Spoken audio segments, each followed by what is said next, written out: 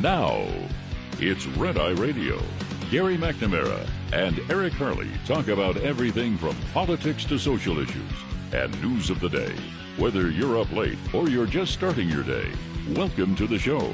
From the Relief Factor Studios, this is Red Eye Radio. All across America, we are Red Eye Radio. He is Eric Harley, and I'm Gary McNamara. Good morning. Thanks for being here. Thank you. Well, as we started the show yesterday, we found out that the hosts and guests on MSNBC on Morning Joe, none of them knew where their birth certificates were and didn't know how to find it. Correct. And that would have been Joe Scarborough, would have been Mike Barnacle, and then Chuck Schumer. All say, we don't know how to find our birth. They added Mika this yesterday morning. All right, here we go. All right. Here we go. All right. Not only does Mika not know where her original birth certificate is, which under the SAVE Act would get her kicked off the voters' rolls. That's false. That's a lie. Yeah. Just not knowing? Right. If you're registered to vote right now, if you're registered to vote and you've got your ID. Oh, yeah. If you're already registered, Right. And you have an ID, you don't have to. They're making it sound like here's the thing. I thought of this yesterday.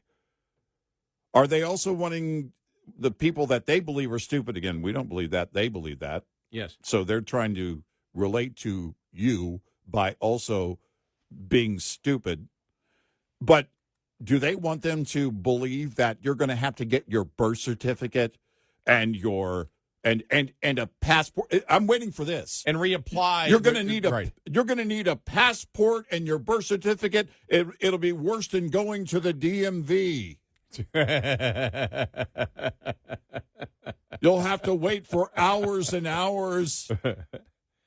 They'll take your thumbprints. Just to go through it again, this all started a couple of weeks ago when when Bernie Sanders came out and Gavin Newsom both saying they had no idea how to find their birth certificates. We don't know where. Well, no idea where it is. And then it's just started building and building and building and building. And then there was we now didn't find any evidence, but there was a story that Senator Blumenthal said the same thing. We couldn't find evidence on that. But then this week, you had Joe Scarborough, you have Mika, you have Chuck Schumer, you have Mike Barnacle, all members of the morning show at MS Now. Did I say MSNBC? MS Now. And none of them have any idea how to find their birth certificates. And so, as we have said, we've laid this out. We'll lay it out in a minute again, just so you know, because this is something we have to pound over and over again to let you know that it seems to have been a change in the Democrats' narrative. And it's always been the for the last 30, 40 years, it's been the victim-oppressor relationship is what they've talked about. They want victims. Right. We're the party of victims, and there are the oppressors over there. They have kept cutting more of the pie for more victims, and so there are always more oppressors out there. Now, here what they were saying, remember, it was that voter ID is racist. Yeah. That didn't work. Right. That didn't work. And they tried to use that here in the last month or so, and that failed miserably. You had conservative blacks and other minorities come out and state, that's racist. You're making it sound like we're incompetent. And so they were being challenged on it. Now, the whole thing about being sexist, they're still bringing up women, as he brought up Mika, for example, because it's all right for Democrats to be misogynist and sexist against women because of the radical transgender movement. So women, they've basically discarded, even though it's liberal women that love being discarded, apparently, because I can't explain their support for the party that has said, no, men should be able to play. And these same women are going, what's wrong with you women athletes? Why are you afraid? You must not be that good if you don't want to compete against a man. That's modern-day feminism today. But back to my point, it didn't work to racism. And so they're like, how are we going to sell this? We're basically saying that minorities and women are idiots, and they can't do basic tasks that other people can do. We can't continue to do this. What are we going to do here? The women, we can still. All right, we'll all be idiots. And we'll be the party of idiots and the media of the media of the liberal idiots.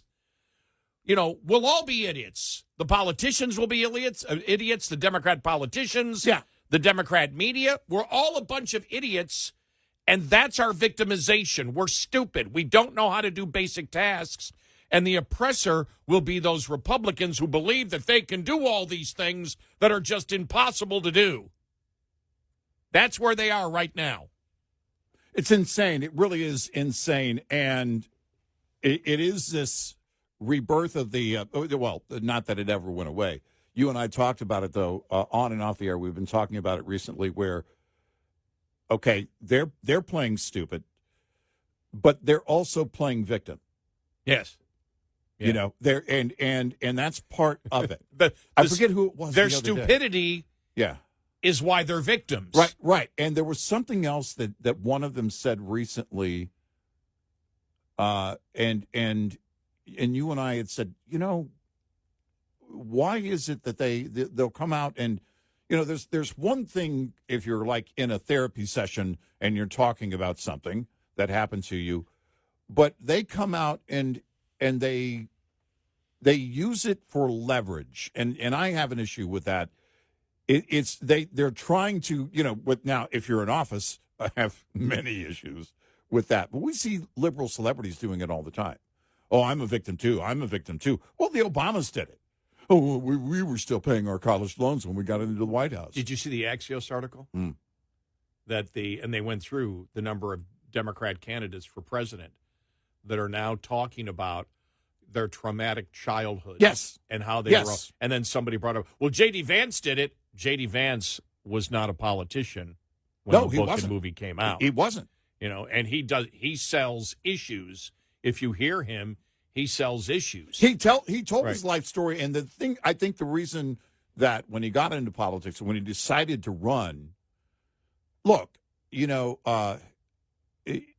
with the book and the movie, everybody knew the story, so you kind of have to bring it up, you know, and he brought that up, but he's not. His point is, I overcame all of that. Right. This is where I am. How great is this country that we can all overcome this? And then at the convention, remember at the convention with his mom being there and everything else, and what she had been through and all of that. And he's just telling, in that case, you're telling a story. When you're creating this victimhood, and that's the whole point, is you're trying to, again, to play into what the left has been doing. Build more and more victims for more and more reasons every single day, because identity politics, I'm wondering if they've reached their limit, right? Create a new victim for a different reason, right? So, okay, they run out of reasons to be a victim. And we have been saying this for years. We were on identity politics when no one knew what identity politics was, because we were saying, every day they want you to wake up and be a victim for a new reason. You're a new victim you're a victim now of something else, which means now that you are in your own subgroup. Everybody else, including the people that you were aligned with yesterday, by default, is an oppressor.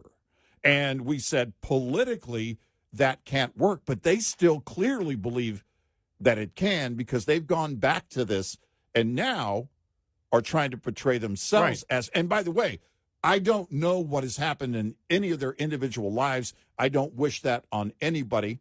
I have, as a foster to adopt parent and lots of special needs training, I have lots of experience and stories that I have heard and learned about where there are true victims, and and if these individuals are truly victims, that's not the point. I pray for them and hope that they don't live with that grief every single day, and it doesn't affect them. But at the same time, what they're doing is they're turning it around and trying to use it as political leverage, and that's where I have to draw the line. Well, where even Axios thought it was odd, because all of and they named all the Democrat candidates are all talking about, it's like there seems to be this effort to show that they were all traumatized in their childhood, and it's I believe it does fit in with what we've seen here in the last month,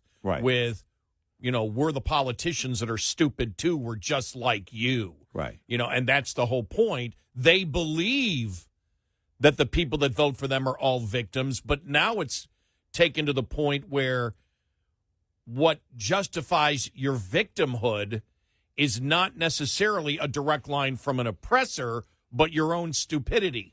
Yeah. And your own lack of being able to navigate through this. Like I said, it's Phil Hartman. It's the caveman party. We don't know how to operate in this complicated society. We just they're the caveman Democratic Party now. Yeah. And if you've never seen it, go put, what is it, Caveman Lawyer? Caveman Lawyer is how they titled it. Yeah. I forget his name, but someone sent it to us the other day, and I still am blanking out on. But basically, SNL Caveman Lawyer. Just type it in, you'll see the skits. Yeah, it's Phil Hartman pretending. He does all these. He's a caveman, and he uses the fact that he's a caveman to win cases because everything is just too complicated for him. This world is just, and that's what the Democrats are doing. I really think I wonder if they sat in a room and went, let's watch Phil Hartman. Let's watch this bit. Okay, we're victims of our own stupidity. Now, the only thing is they can look and they can say these Republicans who think they're so smart, who can navigate, that's a tough argument to make. They haven't made that precisely yet. We'll see if they do, but they've eventually got to find an oppressor. Or is the oppressor just life itself? Is the oppressor is Just existing? Is the oppressor just the existence of life is hard? Yeah. And therefore, we can't navigate through it. And the people that claim that they can, well, those people are elite and arrogant people because it's impossible to get through this society on our own. Think about the amount of time they've spent on the voter ID now over the last month, saying that they themselves, now they're lying about it. They know how to find their birth certificates. They're lying. We all know they're lying. Yeah. But they're doing it. This is their marketing strategy. I'm Joe Scarborough. I'm Mika. I'm Mike Barnacle. I'm Chuck Schumer. I'm Bernie Sanders. I'm Gavin Newsom. Life is too complicated for us. We can't even navigate. Look at our positions, and we don't even know how to find our birth certificates. We're idiots who cannot navigate through the simple tasks of society, just like we believe you are. Yeah. Now, their own constituents aren't making that argument that they're victims. That's the interesting point. Yeah, exactly. They're not making Democrats, what is it, over 70%. Landslide numbers want voter ID and want you to be a citizen to be able to vote. So this is where they're making themselves, they're projecting out. And we've always said Democrats believe that the people that vote for them are idiots. And so it really is this new campaign to sell it, and you can tell this is a memo thing. They're having lots of communications on this. there's The probably whole can't find my birth certificate garbage it's so laughable, but if you step back and look at the long game of the radical left, it's right out of the playbook. It's right out of the playbook. Now, if you can't find, or they're adding it to the playbook. well, they're reintroducing it, but it's part of the entire playbook. Yeah, I mean specifically on that, Right. But it's that mentality is right out of the playbook. And I'll just say this: if you're a rank and file Democrat and you can't find your birth certificate, it's probably because Hillary Clinton shredded it at one point. No, I like what you said, though, that it's the logical conclusion because once you run out of victims and a direct line to an oppressor, because they've tried everything. How do you create more victims? Right. I mean, we've often thought Bernie Sanders back during Occupy Wall Street. Yeah. What came out of that, which was actually successful, was billionaires are the reason that you can't make it in life. Right. Well, that's ridiculous. Right. Billionaires have no impact of whether you make it or not. Right. None. Zero. Right. But he threw that out and was like, okay, we're victims here. But that didn't really work. And, well, maybe it did work a little bit because they still want to do, the whole billionaire tax. They still want to do it. Now they're finding out. The envy and jealousy has always been right. there. Yeah. Right. They're finding the consequences of that. I mean, you're right. That's part of what we've said. Racism isn't the biggest problem, except in the Democratic Party, who practices identity politics, which is judging people by groups and not individuals, which they admit they do. Right. And as we said, that's the racism which has been institutionalized in our country by the Democratic Party. But the victim oppressor, you're like, where do we go? All right, we're victims of life. Yeah. We don't have the ability to deal with life. Well, that's what makes us a victim. And in the era of radical protesters, you've seen how many lawmakers be at these radical protests. You've seen someone like a Don Lemon. He didn't just show up outside that church. He had to go inside. He was part of the protest. Oh, I'm sorry. He was reporting. This is they want to be part of the people, whatever the people are doing. Well, we created the victims. What do we do next? Well, let's create new victims in ourselves, so we can be part of the crowd. When you saw Mike Barnacle yesterday, we'll play it again because it was almost like excited, like, yes, you know how to find your birth certificate? No, neither do I. No. Like this is something that they're passionate about. We have found the new angle. We're all a bunch of idiots. Let's be excited about promoting what big idiots we are. Exactly. Wow. We are Red Eye Radio. Brought to you by Hot Shot Secret. Hi, I'm Jen Loomis, a transport safety expert at J.J. Keller. Once a roadside inspection is completed, the officer will close it out. If violations were discovered, most officers, as a courtesy, will explain the violations to the driver. If there were any out-of-service violations, the officer will normally explain what must be done to get the out-of-service order lifted. Drivers need to be very attentive during this part of the inspection. The driver also needs to read and understand the complete inspection report. The driver has 24 hours to get the roadside inspection report to the motor carrier. If the driver will not be returning to a company facility within the next 24 hours, the driver needs to know to get it on the way to you via email, mail, or fax within 24 hours. This tip was brought to you by J.J. Keller & Associates. Visit us at jjkeller.com. We'll be right back with more Red Eye Radio with Eric Harley and Gary McNamara.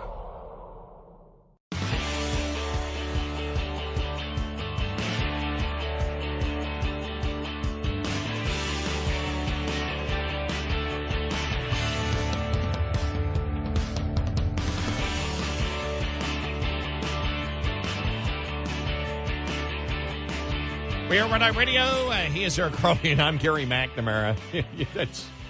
I can imagine Republicans waking up going, how do we fight this?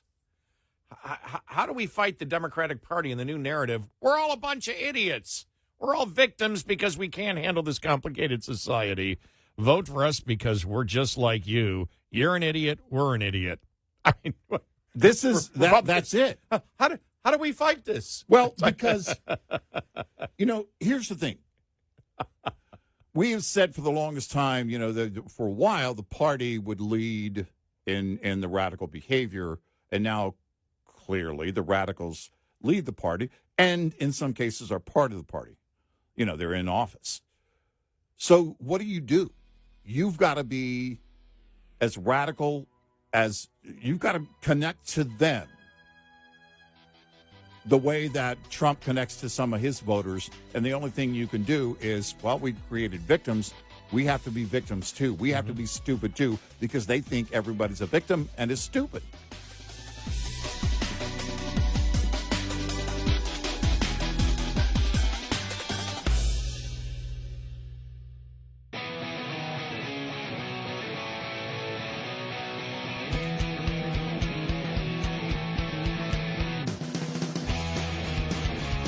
Catch Red Eye Radio live every night on the Red Eye Radio app, available in the App Store. Red Eye Radio. And I'm Gary McNamara along with Eric Harley. Coming up here, will they be able to come to a deal? Will Republicans be able to come to a deal to fund Department of Homeland Security and what Iran wants and what the United States wants? That all coming up. When it comes to supplements, there are two things that matter most. It works, and you can trust it. Many hosts on the radio have been taking and authentically endorsing Relief Factor for over a decade. That's over 10 years of lending their voice to help get you out of pain naturally. Why? Because it works. I'm telling you right now, it works, plain and simple. Before taking Relief Factor, I suffered with aches and pains from wear and tear. Sometimes it would take me out of the game of life. I had to go lay down. Not anymore.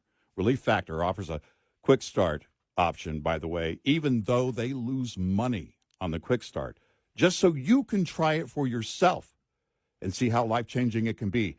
After returning home from Vietnam, wounded, the creator of Relief Factor became a doctor to help others heal. He developed Relief Factor to help his own patients with pain without drugs, even eventually shared it with everyone. Try Relief Factor's 3-week quick start, just $19.95. Visit ReliefFactor.com or call 800-4-RELIEF. ReliefFactor.com or call 800-4-RELIEF. Use Red Eye at the drop-down for your 3-week quick start at $19.95. All right. So reading here from Politico, even Fox News had a brutal headline. I was amazed that, at Republicans. I'm just going through my stuff here very quickly. But, of course, when I want to find something, here it is. GOP eyes DHS deal funding ICE probes, but not removals, as shutdown drags. This is cobbled together, talking to senior Republican sources. Senate Republicans are developing a plan to fund most aspects of DHS, leaving out controversial programs like certain ICE operations to end the 5.5-week partial government shutdown. This emerged after a meeting with the White House last night. There's a lot to sort out. However, Fox is told that the Senate could start to move forward on the plan to end the DHS shutdown as early as tonight. The new plan would fund ICE investigations like cartels, traffickers, and child predators, but they will leave unfunded programs for enforcement and removal.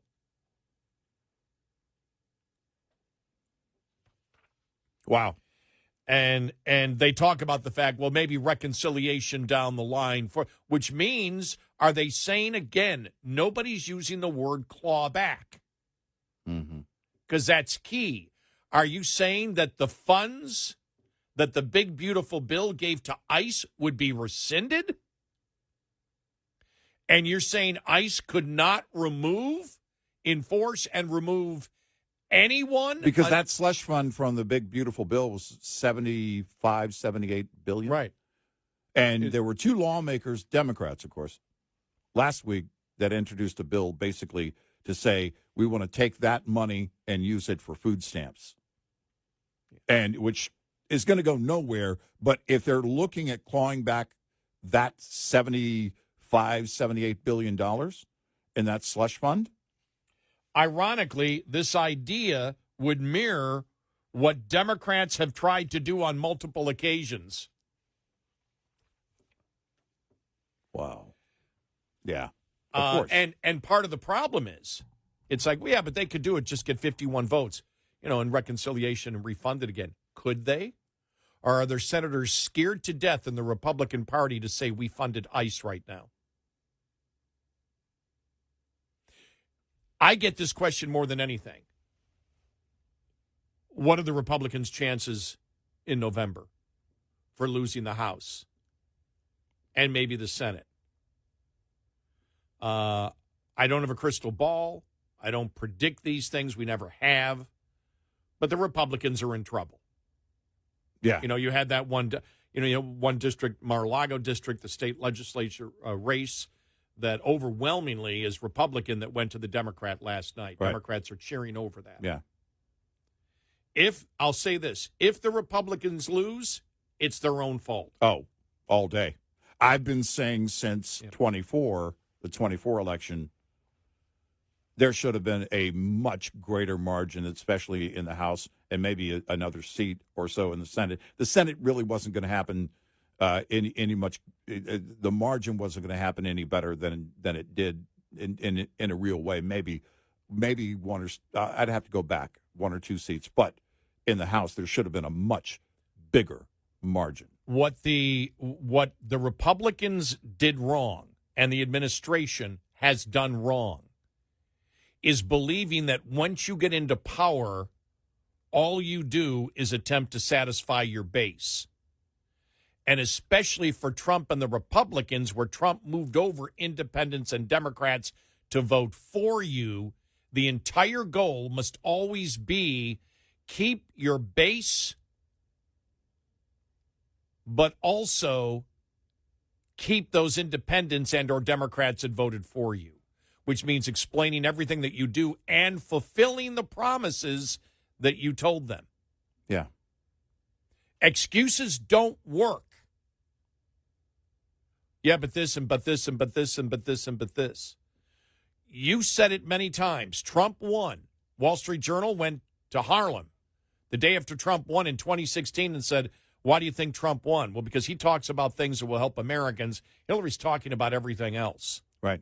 That's the exact same complaint right now against Republicans and Trump. Yep. From independents. Yeah. You're going to keep, you saw the support still for Trump, for Iran. He sold it right the first day, and then they decided to say, let's not market this thing anymore every day and be specific so the American public knows what our goals are. Right. And I understand that it's fluid, but again, you're not attempting to convince me. You're attempting to convince independents and those Democrats that voted for you that I'm doing the right thing. The problem is the two reasons Republicans and Trump won: immigration, illegal immigration, and prices. That's it. That's why he won. Yep. Because Americans cared about those two things. On immigration, the public is very fickle, and I think Homan knew it. Homan wasn't for the massive roundups of deportation that caused all the violence in the streets, knowing that you have to do these things because the public's very fickle. And the public said, yeah, the majority of the people, we want illegal immigrants out. We don't want to see how it's made. Right. We don't want to see how the sausage is made. But with the violence on the street, doesn't matter whether the people that were doing the violence on the street, whether it was unjustified or not. And the reason that doesn't matter now is Homan is making the case by having no riots on the street that it still can be done. You may not be deporting as many. I think it's gone from, 1,500 to 1,200 a day. Right. But for but for those 300 to cause the chaos, it turned the American public away from you on the number one or two issue of why people voted for you. To the point now where Republicans are saying, we need to do exactly what the Democrats say, which is we need to think about this. We need to get to the point of ICE not being able to remove anybody who is in this country illegally, even if they're a criminal, unless they're a child predator, a drug trafficker, or a terrorist. And you get to that when you get to that point, then it becomes, all right, what does enforcement look like? Enforcement of the border look like? Because everything becomes tricky for the border agents. What is the standing order for the border agents that are out there, the boots on the ground every day? And my concern is going back, I don't know, pretty much since I started in talk radio, since you started in talk radio, talking about amnesty and the border and everything else, and the two parties just kind of melded together. And there wasn't much difference until Trump came in. You know, when in 2016, and you had said this back then, we've said it a few times since, he owned the border in terms of the issue of the border. Mm-hmm. That was his issue. He owned it. And it wasn't unique. It wasn't the first time that politically it had become a football, but things were happening. There were high-profile stories, and he was focused on that in 2016. Of course, coming in January 25 and then closing the border in a matter of weeks worked for you at that moment. That only works for you for so long. Right. That's it. It's people appreciate that, but then they move on to the next problem and they deal with whatever's going on. And the point being is, if you're going to capitulate, if you're going to just hand it to the Democrats and go, okay, we'll stop deporting people except for criminals, then it tells me you're willing to lay down on other things, and maybe other things related to the border. But what got you there was the fact that, and I think this is Homan's philosophy, you do it, but you don't want a war on the streets doing it. And you had now, but I believe, I truly believe that Kristi Noem got another position in the White House because remember she demanded that 2-hour meeting when the White House backed off and said, no, we went too far. And I think her point and Bovino's point is going to be, he's talking already now, he's not happy with Homeland. Because this came from the White House. Yeah. I believe that Noem and Stephen Miller wanted the chaos on the streets. They thought it would work to their advantage. Right. Like the riots in the past and the protests that became riots in the past. Where Homan did not. Right. And I think that was their error. And I think that remember, you're talking about what independents want. And when you see how Homan promotes this, I care about the American citizen, and I don't want them to be killed, and I don't want this, and I want, legal. I want legal, immigrants to be able to come in. These people have waited in line. We need to have some type of justice for it. Mm-hmm. But you talk it in a voice that is full of compassion for Americans. And yes, unfortunately, there are people that have been here a while that if we catch them, are going to have to go back. We don't like it. We understand the problem with it, but we need to have a system of laws in this country. It's how you explain it. And Stephen Miller was not the person to explain it. I believe Homan believes. Right. Well, and the way that Noem was doing it was not the way to do it. It matters how you market everything, because think about this, where we are. Don't get mad at me. Trump agrees. We went way too far. That's why they're not doing it anymore. Oh, no, there was a clear change from the top that said we can't do this. And so it's, as we've said many times before, how you do something absolutely matters. But when you think about where we were to now the White House even not rejecting, not funding ICE for deportation, that shows you how big they blew it. It's a problem. We are Red Eye Radio. Lines open for your calls. 866-90-RED-EYE on Red Eye Radio.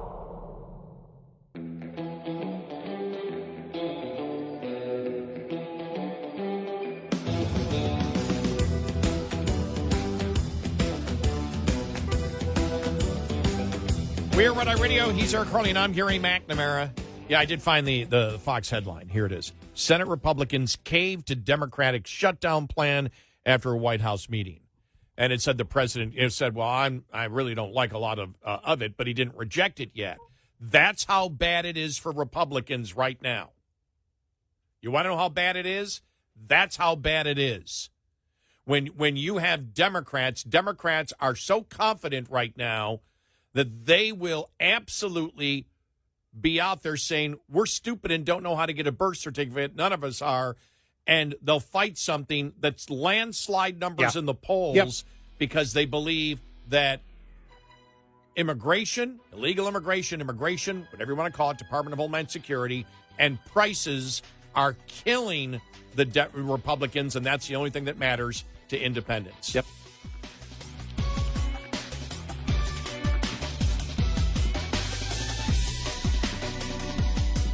Top of the Hour News is brought to you by House Products. Visit houseproducts.com. This is Red Eye Radio on Westwood One.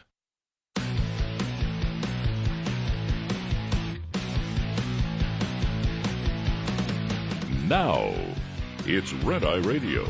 Gary McNamara and Eric Harley talk about everything from politics to social issues and news of the day. Whether you're up late or you're just starting your day, welcome to the show. From the Relief Factor Studios, this is Red Eye Radio.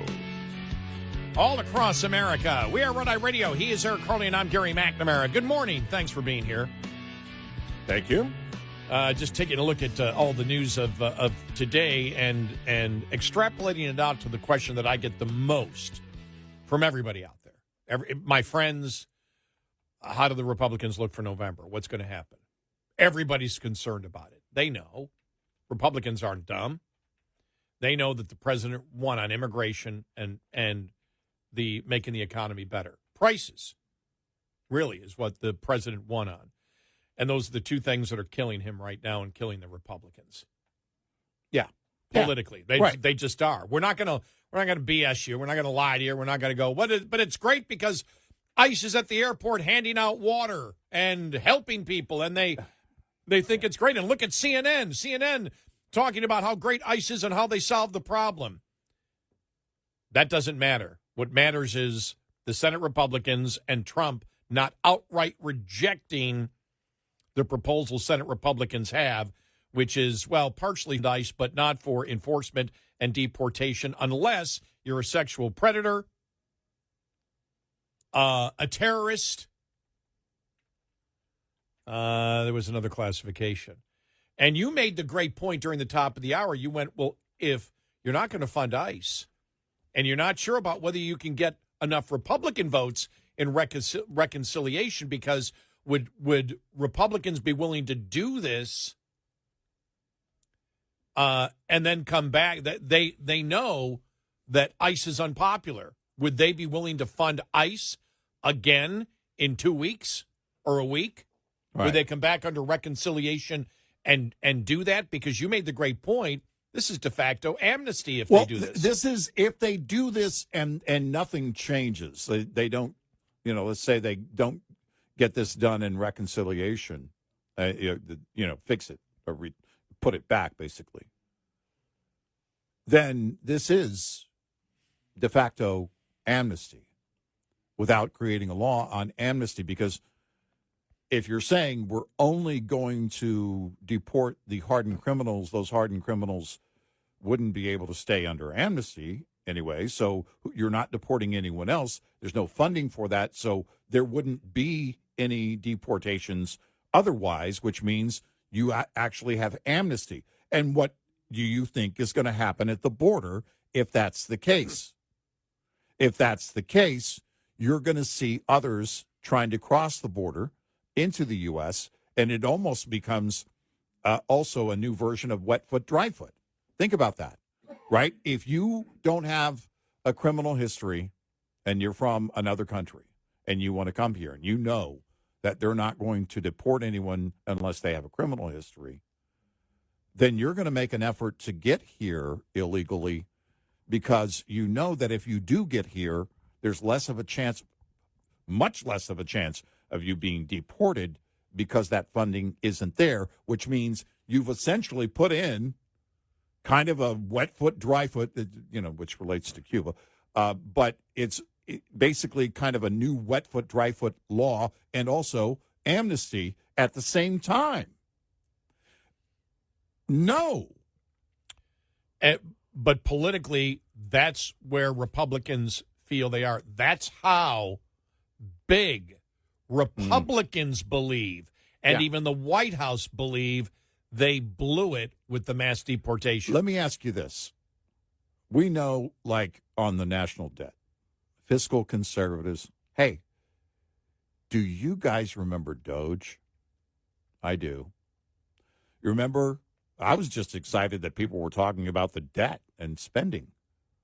I didn't even think we'd get back to a conversation. But along those lines, do you think we're at the point where the GOP is looking and going, look, because you've said it a million times over the years.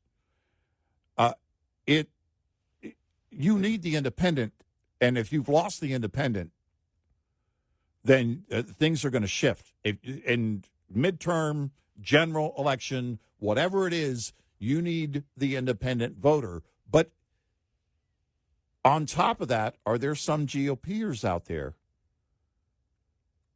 that are registered Republicans, rank and file, that go, we're not liking this? Remember what happened with Obamacare. In 2016, the campaign promised, we're going to gut Obamacare. It's going to be gone. Gone.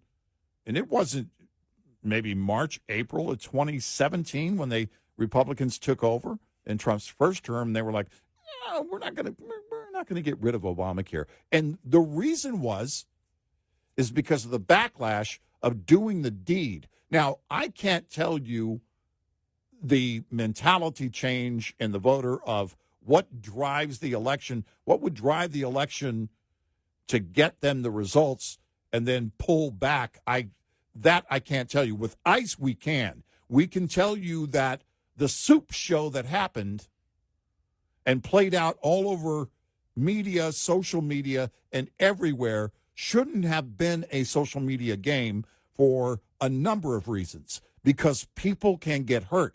Agents, civilians,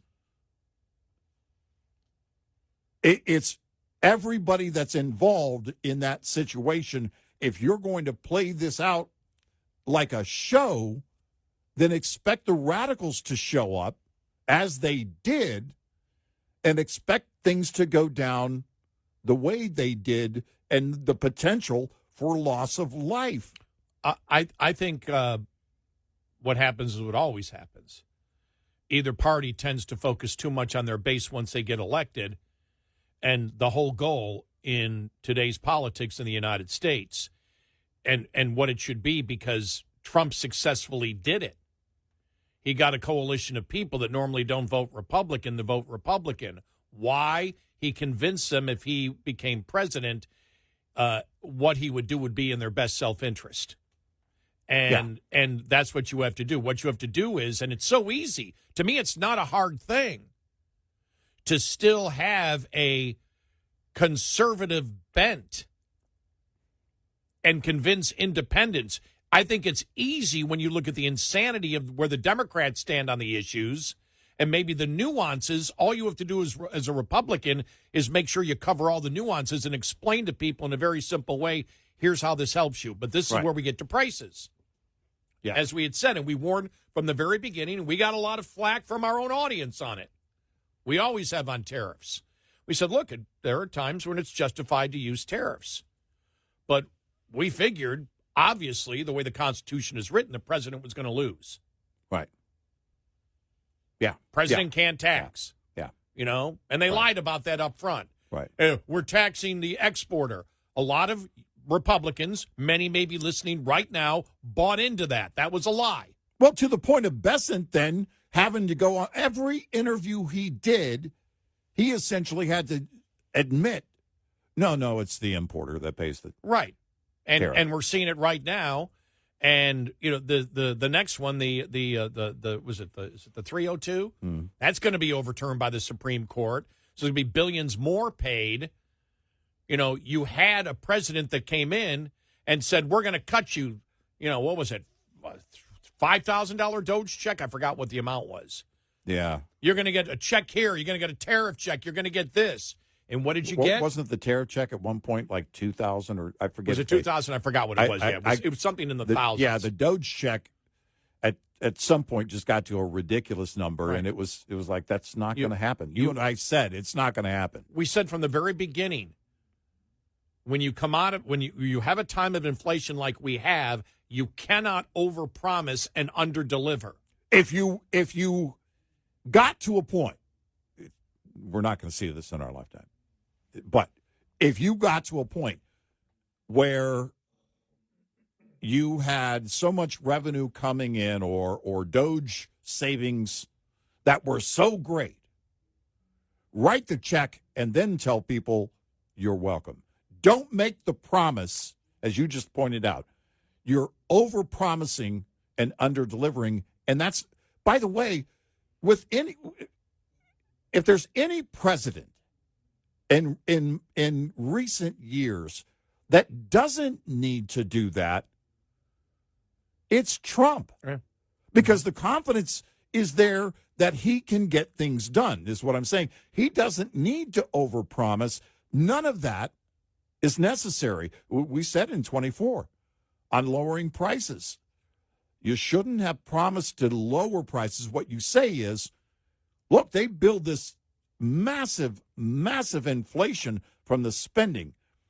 Prices will still be going up even if we hit our target rate of 2% on inflation. But here's what we're going to do every day. We're going to work to increase your buying power by building the economy back the way it should be. And don't say anything about lowering prices, because once you make that promise, you own it. When he kept saying, we're rich, the richest that we have, we're the richest country, this is the best economy ever, and people don't feel it, he fell into the Biden trap. Yep. Which is, you tell people that what they view as self-evident isn't happening. Right. We said it from day one. And so whether you view the the tariffs as justifiable in some cases, as we do, the fact is, as we said from day one, and I got pushback from some of my friends on this, and I went, my God, you people are free marketers. What the hell are you talking about? You cannot raise the cost of doing business and make an overall economy better. You can make segments of it better. Yep. You can't make it overall better. Now, if you're saying that we're going to do this, and 5, 6, 7, 10 years from now, we may bring back some jobs, well, that's how you're going to have to sell it. But the fact is, this is one of the worst years for jobs outside of a recession. Right. What are we, plus 17,000 jobs in an entire year? Or not, since May of last year. Yeah. We've lost 75 to 80,000 manufacturing jobs. The trade deficit has not changed at all. No. None of it's changed. No. Everything that everything that was promised to you, from checks to more jobs to lower prices, the public has not felt it. They can't change it in time. The only thing that they could do is, if the war ended, and I don't know how it's going to end. We'll get to that here in a little bit, what Iran claims they want and what the United States claims they want. Right. You're further apart than where you were before the war began. Exactly. If those are accurate. Right. And so the only thing I could see is, you get out of it, you get what you want. I find it fascinating, the stories that Saudi Arabia and the United Arab Emirates want to join the war. That's mind-boggling when you think about it. The Middle East wants this done. This is actually a great. If the president succeeds on this, this could save him, because if this works out, and they defeat it, and they get 80% of what they want from Iran, and oil prices crash, and I would say now, drop the tariffs. You're not going to win it. I was about to say, what are the chances he comes in and says, every country that takes part in helping us defeat Iran and their nuclear abilities and everything else, every nation that helps us will have their tariffs lowered to whatever. Yeah, you need something drastic. No, you need a big move. You need something in both the war effort itself. Well, but also with tariffs. And if you wait, here's the problem. Here's the great concern they should have. If the court defeats you a second time on tariffs, and they're going to, this is a stronger case than the last. And one. it happens, and you don't do something ahead of that. Take the reins yourself and make the change, and then the court case is irrelevant. I don't. By the way, I have no confidence that's going to happen, except for the fact that I could see them saying these nations who are helping us are going to get special considerations on tariffs. These are big issues. They're the biggest because we're talking about the economy on every level. When it comes to the war with Iran, energy prices right now, they're all over the place. The United Airlines CEO talking about, because fuel prices go up, ticket prices go up, fewer people fly, that affects the economy. He also talked about TSA funding. He was not happy. He said, they got to get this done. This is ridiculous. But the whole thing is about how it's affecting everyone here at home. But, you look at it was the other day, $78 to fill my truck. And this is for people who commute, who use maybe a pickup truck to work every day. Well, the thing is, gas prices are up. 401ks have taken a big hit. I looked at one of mine yesterday. I got a few 401ks. I looked at one and went, oh, my. Yeah. Thank goodness it's just on paper. I'm trying not to look. I had to look in one case, but I'm like, oh. Yeah. And that's hitting everybody. And so you're looking, going, I voted for Trump because he was going to take care of us and not other places. And what he's doing, in my opinion, oh, by the way, to answer your question, he's not going to lose the base of the GOP. He's not going to lose. The Republicans aren't going to lose my vote because the option is just absolutely unacceptable. Mm-hmm. The other option, it's insanity. Well, I wonder. So they're going to keep. I guess my question was, but you will lose independents and you will lose Democrats that voted Republican and wanted to give Republicans a chance. Now, I don't see a long-term future for the Democratic Party. Right. But we're my talking question about on the GOP was more about sentiment on a couple of key issues and how are they seeing something in their internals that show, oh, crap, we need to do something different here with a significant number of GOP voters. I don't know. Well, some of the GOP voters were independents, so yeah, you got a problem there. Yeah. Well, I mean, loyal Republicans. No, yeah. I don't see loyal Republicans leaving. They know too much. They know what the opposition is. So, we are Red Eye Radio. This morning's USDA Farm Report is brought to you by House Products. Tested, trusted, guaranteed since 1920. The voluntary Product of USA label standard for meat, poultry, and egg products has been in effect since January 1st. Born, raised, harvested, and processed here in this country, which is a change. It all has to happen in this country, and that's what the label is all about. No shortcuts, no exceptions, and no confusion. But on Tuesday, National Agriculture Day, Agriculture Secretary Brooke Rollins made this announcement at USDA headquarters with assistance from this video presentation. Product of USA. We are thrilled to announce a new public awareness campaign that is sure to go viral, entirely focused on supporting American meat, poultry, and egg products that truly are a product of the USA. More information about Product of USA labeling, including enforcement and promotion of such, is available online at www.productofusa.gov. I'm Rod Bain reporting for the U.S. Department of Agriculture in Washington, D.C. This report brought to you by Cenex Fuels and Lubes. Coming up, more with Gary McNamara and Eric Harley.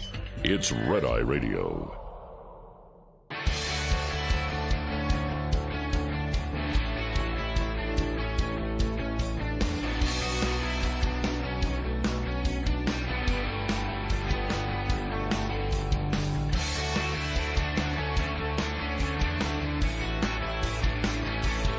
We are Red Eye Radio. He's Eric Harley, and I'm Gary McNamara.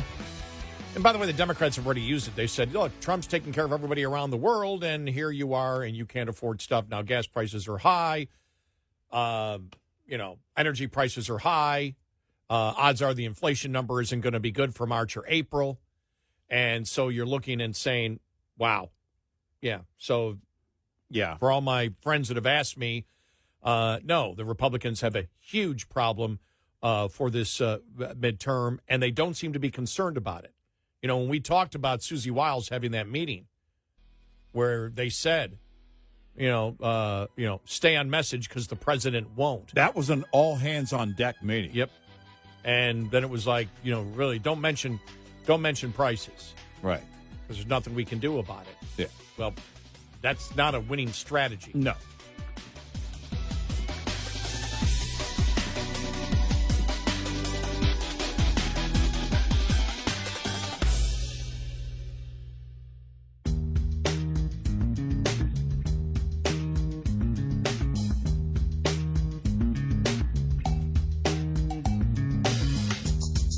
You're listening to Red Eye Radio from the Relief Factor Studios.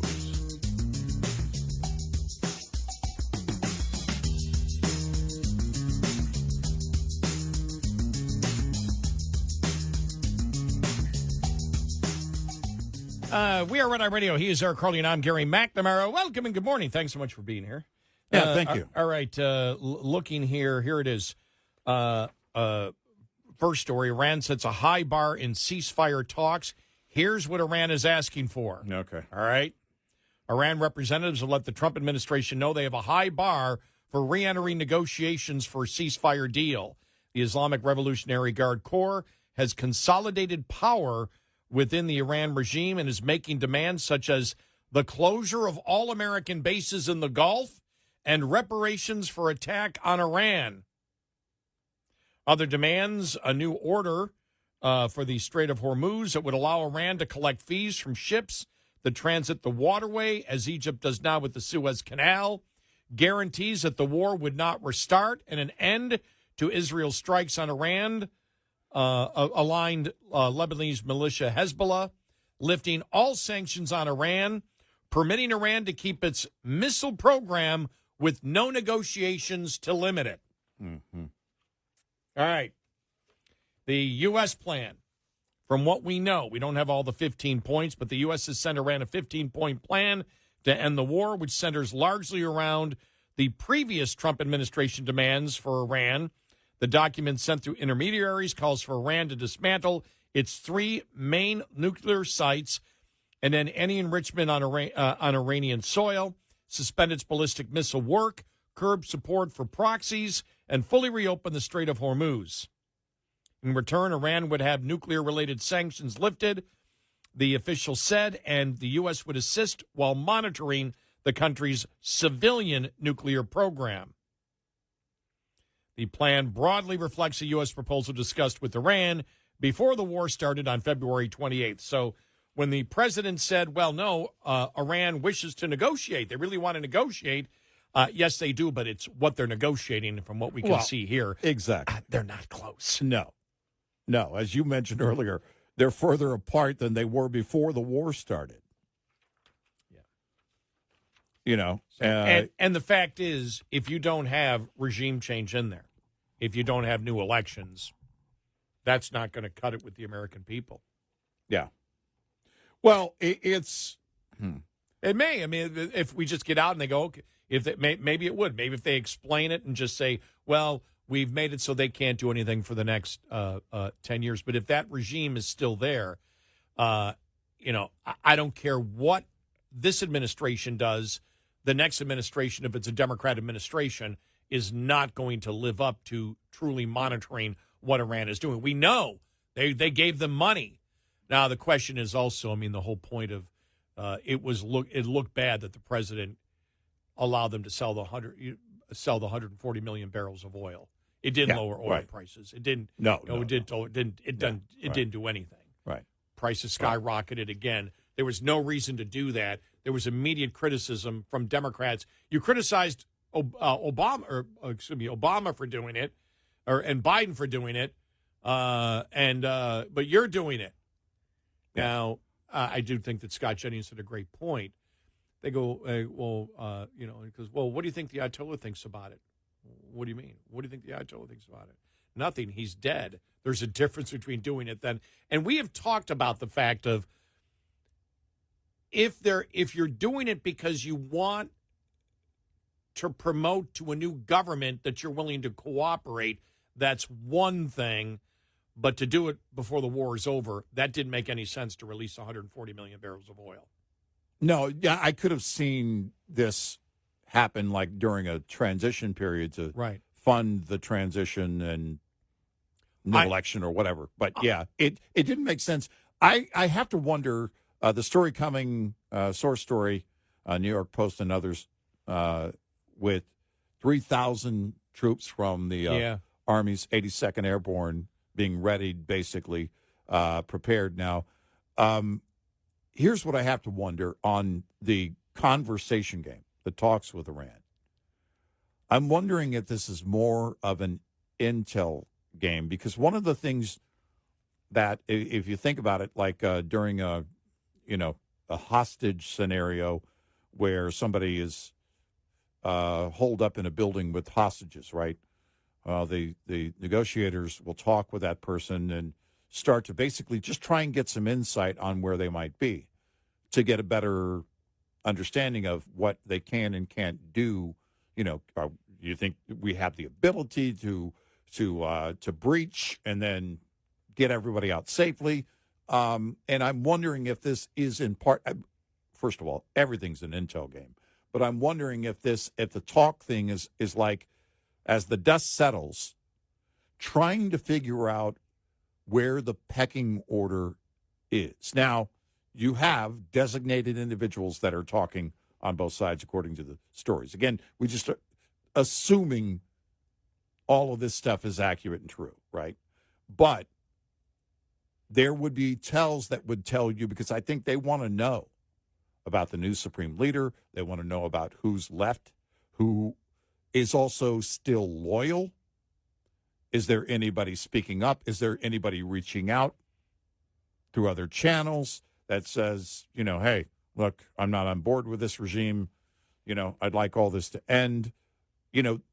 I'm wondering I guess the question, how much of it is an intel play?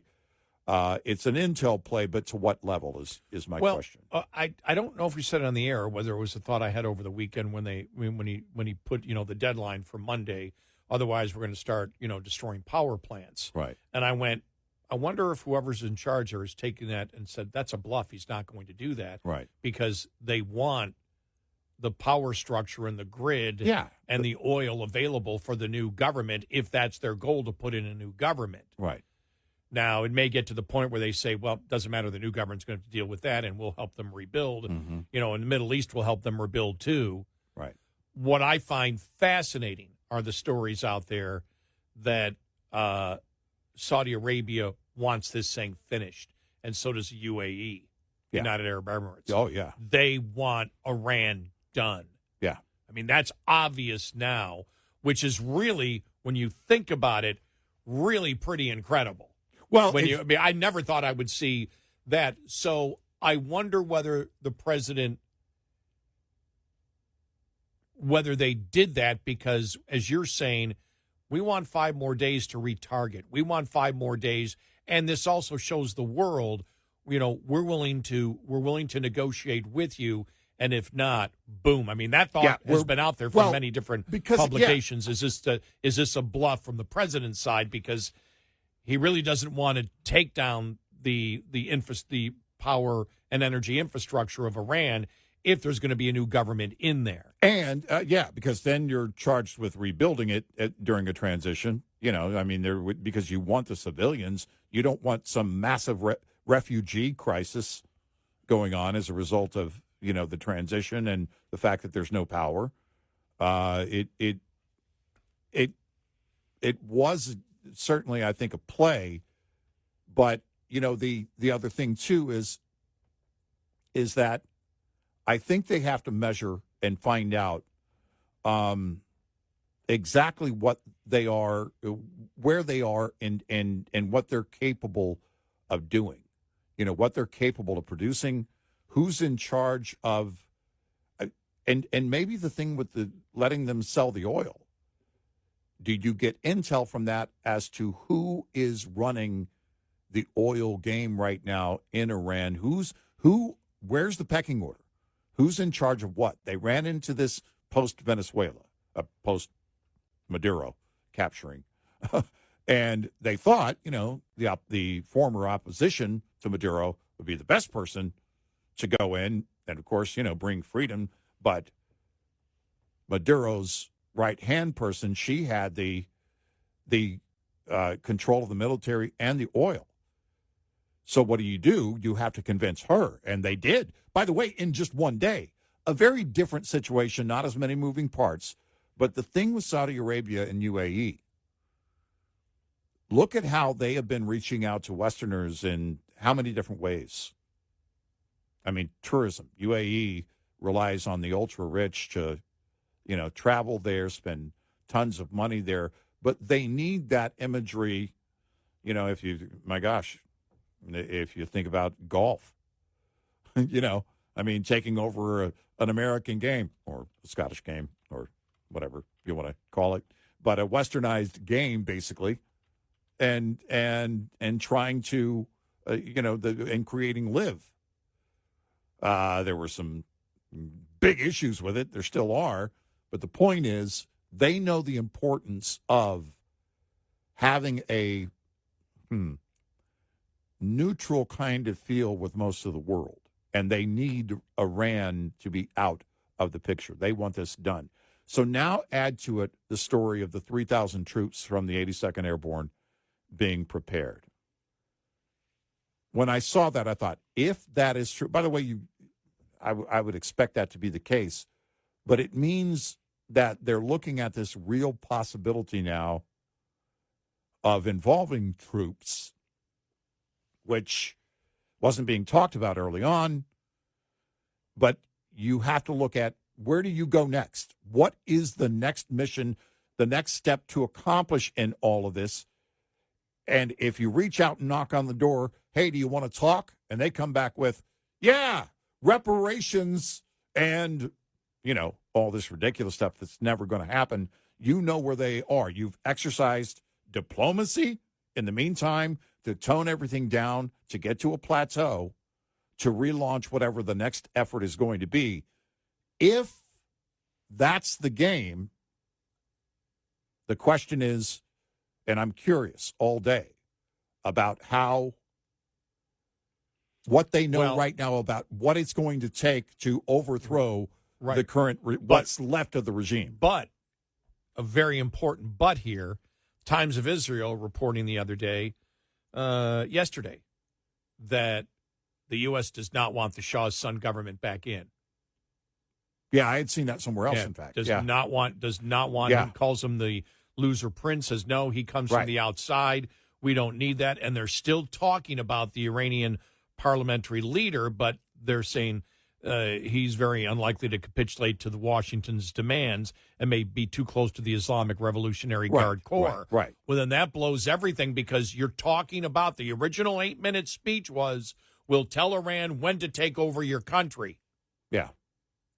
Yeah. Well, if you put in the Iranian parliamentary leader who was close ties to the Revolutionary Islamic Guard, what have you accomplished? Well, that's I think, besides destroying their ability to project any power for the next 10 years. This may be where it's similar to the Maduro thing.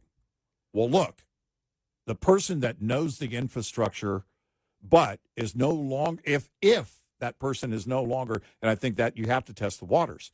And I've been saying this from the beginning. You have to test the loyalty all along. If you could convert that person like you converted Maduro's right-hand person in Venezuela and get her singing singing a totally different tune, literally by the end of the day, if there is that, if you change those hearts and minds and they're no longer loyal to the old regime, that's one thing. If they are loyal to the regime, then you have to go in and there has to be an all-out. Well, as they're saying right now, war. the Islamic Revolutionary Guard is now leading the country. That's Yeah, almost the consensus right. out there. So Right. the But parliament, somebody has to be leading them. The parliament leader really doesn't matter.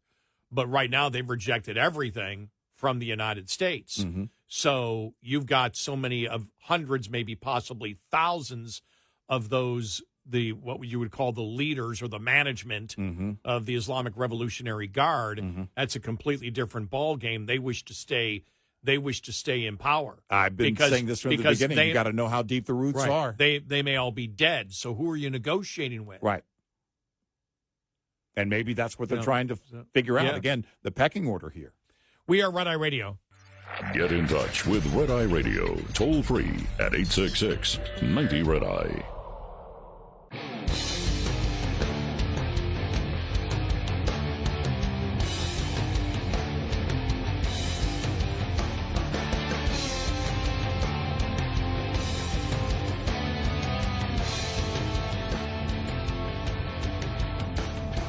We are Red Eye Radio. He's Eric Harley, and I'm Gary McNamara. I guess you could ask the question: what is political victory for the president in the war against the Iran regime? Right. Yeah. And to me, it's what he laid out at the beginning. The people revolt. People are on the streets. They're all cheering. American flags are waving. Iranian flags are waving. Trump, posters of Trump are all over the place. That's a victory that could help politically the president. Anything else, I don't think helps him. Keeping the regime in and saying this person is part of the regime and we're negotiating with them is a much tougher sell. Yeah. Yeah, because there's a lot of details in that. And we've always said that's the problem. A lot of this is out of your control, how this ends. Right.